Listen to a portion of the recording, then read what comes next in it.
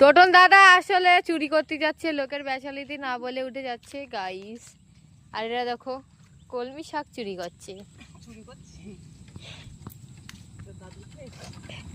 আমার দাদুর ক্ষেত থেকে চুরি করছে।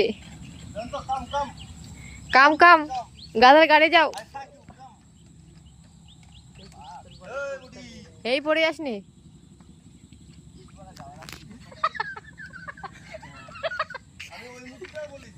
আমারও তো দেখা যাচ্ছিল অল্প অল্প। ছাদারে মেয়ে ছেলে।